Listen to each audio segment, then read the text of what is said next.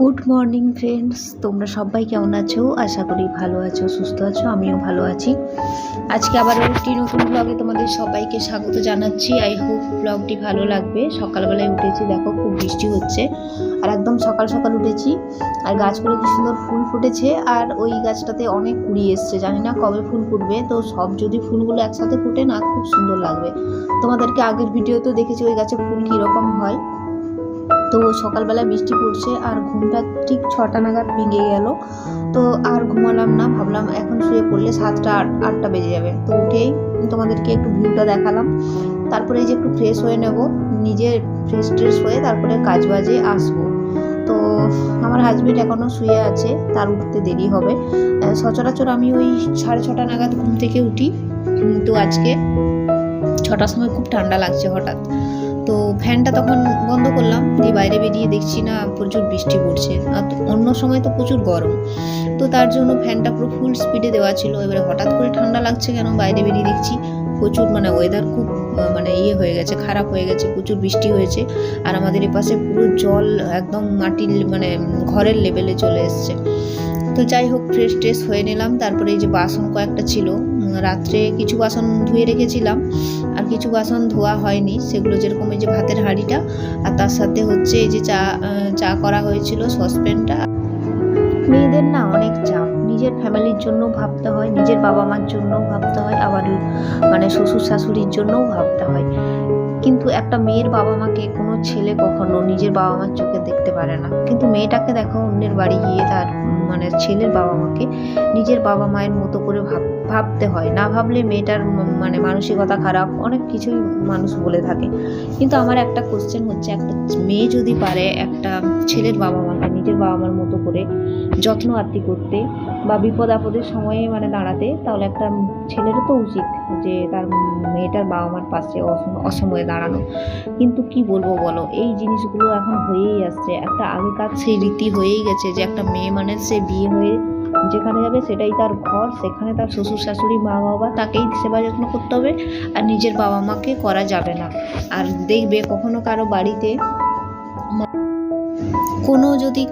কারো ছেলে যদি তার বউয়ের বাপের বাড়িতে বা ছেলেটা তার শ্বশুর বাড়িতে গিয়ে যদি তার শ্বশুর শাশুড়িকে একটু সেবা যত্ন করার কথা ভাবে, বা একটু সম্মান দিয়ে কথা বলে, তখন তার বাড়ি থেকে তাকে বলা হয় যে নিজের বাবা মাকে ভুলে গেছে, অন্যের বাবা মাটাই এখন বাবা মা। কিন্তু তারা এটা বুঝতে পারে না যে মেয়েটাও তো এসে তার বাবা মাকে ছেড়ে এসে এখানে এসে করছে, তাদেরকে যত্নার্থী করছে। কিন্তু এই মেন্টালিটিটা যে কবে চেঞ্জ হবে আমি ঠিক জানি না। আর কবে থেকে যে মানুষের ভাবনা চিন্তা চেঞ্জ হবে, তাহলে কোনোদিনও ছেলে মেয়ের মধ্যে বিভেদ ব্যাপারটা আসবে না। মেয়ে হলে যে খুব একটা কষ্টের ব্যাপার চলে আসে, আর ছেলে হলে খুব আনন্দের ব্যাপার হয়, এই জিনিসটা আসবে না। কেন বলো তো? কারণ তাহলে মেয়ে মানেও তার বাবা মাকে সে দেখতে পারবে, আর ছেলে মানেও তার বাবা মাকে দেখতে পারবে, তাহলে এই ভেদাভেদই আসবে না। কিন্তু জানি না, এখনও আমরা অনেক পিছিয়ে, আমাদের মানসিকতা অনেক পিছিয়ে। তো যাই হোক, ওইসব বলে লাভ নেই। এবার তোমাদেরকে দেখাচ্ছি, দেখো কালকের একটা এই বাসি রুটি ছিল, সেটাকে একটু ডিম দিয়ে ডিম রুটি করে দিচ্ছি আর কি। আমার হাজব্যান্ড হচ্ছে এমনি রুটিটা খেতে চায় না, তার জন্য ভাবলাম ডিম যেহেতু আছে, তো ডিম দিয়ে করে দিই, তাহলে খাবে। আর সকালবেলায় সব দিনই বিস্কিট চিড়া ভাজা এইসব খাওয়া হয়, সেরকম অন্য কিছু করাও হয় না। তো আর সে 10টা নাগাদ ভাত খাই বলে আর সকালবেলায় সেরকম কোনো টিফিন করি না, কারণ সে যদি একটু ভারী টিফিন খায় তাহলে তখন আর ভাত খেতে পারবে না। তো তারপরে এই যে রাত্রের যত সবজি খোসা ছিল সেগুলোকে একটু ঝাঁটিয়ে পরিষ্কার করে নিচ্ছি, আর দুজন মিলে খেয়ে নিলাম। আগে না খেয়ে তো কাজ বাজ করা যায় না বলো। আর এই বারান্দাটা না প্রচুর নোংরা হয়েছে, তো ভাবলাম এটাকে একটু পরিষ্কার করা দরকার আছে। তো যেহেতু একটু হাতে সময় আছে, তো হাতে সময় থাকলে আমাদের সবসময় মাথায় চলতে থাকে কি কাজ করব। তো ভাবলাম যেহেতু হাতে সময় আছে, আমার হাজব্যান্ডেরও ভাতের দিকে কিন্তু আমি বসিয়ে দিয়েছি, ভাতটা বসিয়ে দিয়ে এরপরে এই যে বারান্দাটা একটু ক্লিন করে নিচ্ছি। এখানটা একটু না ধুয়ে নিলে হবে না। 3-4 দিন হয়ে গেল জায়গাটা পরিষ্কার করা হয়নি।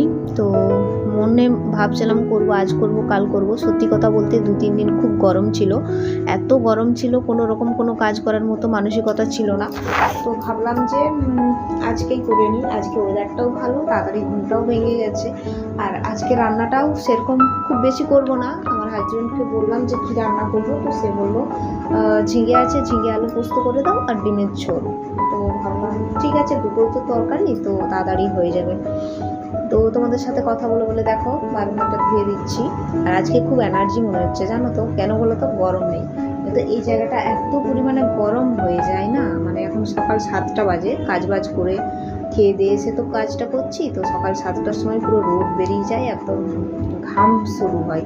আর এই যে ঘাম হলেই শরীরটা না খুব দুর্বল হয়ে ওঠে। তো যাই হোক, তোমাদের সাথে শেয়ার করলাম।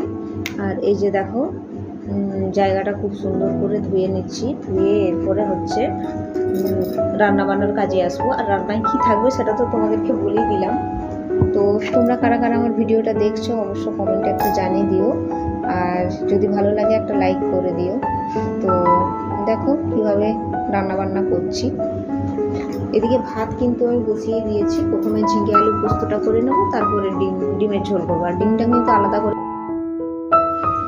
তেল দিয়ে দিলাম কড়াইয়ের মধ্যে, তারপরে একটু হলুদ দিলাম যাতে মানে তেলটা না ছিটকে আসে। তারপরে যে একটু পেঁয়াজ দিয়ে দিলাম।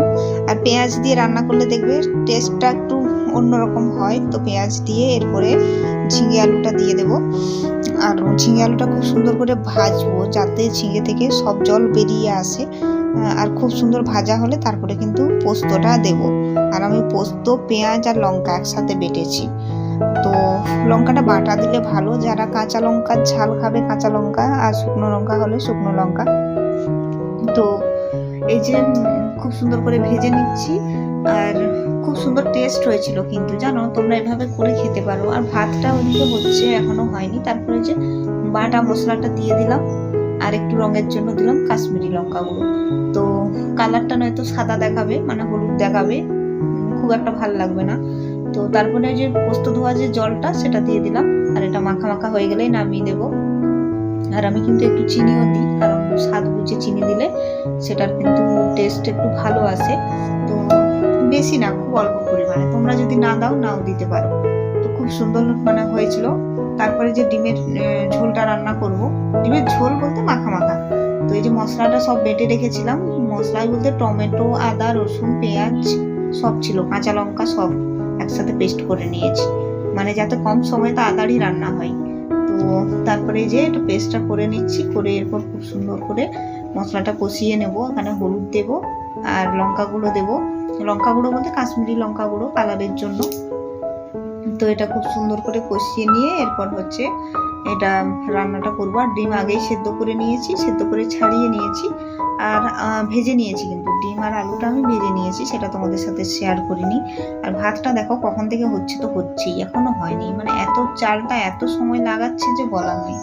তো এই যে তারপরে আলুগুলো, ভাজা আলুগুলো ওই মশলায় দিয়ে খুব সুন্দর করে কষিয়ে নিচ্ছি। আর যখনই মশলা থেকে তেল ছেড়ে গেছে, আর দেখো খুব সুন্দর কিন্তু একদম মশলাটা লাগছিল না মানে কড়াইয়ের গায়ে। তো খুব সুন্দর ভাজা হয়েছিল। তারপরে যে একটু জল দিলাম, জলটা একটু বেশি দিচ্ছি কারণ আলুটা একটু বড় সাইজে কাটা আছে, সেদ্ধ হতে একটু টাইম লাগবে। তারপর ফুটে গেছে, এরপর হচ্ছে ডিমটা দিয়ে দেবো। তো ডিমের ঝোল হয়ে যাবে যখন মাখা মাখা হয়ে যাবে, মানে আলুগুলো সিদ্ধ হয়ে যাবে আর মাখা মাখা হয়ে যাবে, তখন এটা নামিয়ে দেবো। তো খেতে খুব ভালো হয়েছিল। তো আজকের ব্লগটা এতদূরই রাখলাম। অবশ্যই কালকে আবার তোমাদের সাথে দেখা হবে। ততক্ষণে সবাই সুস্থ থাকবেন, ভালো থাকবেন।